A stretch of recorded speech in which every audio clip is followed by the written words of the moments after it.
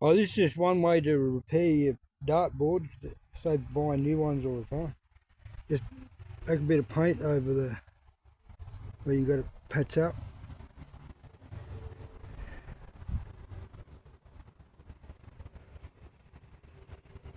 And then get a bit of paper. Just cut it. Stick it over there. And just brush over the top of it.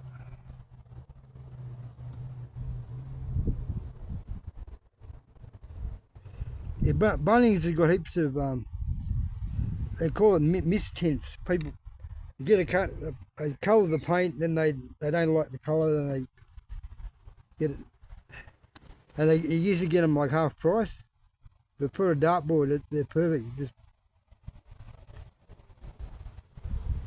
when you yeah, okay, just saves buying new dartboard all the time and gives a bit of practice with your painting.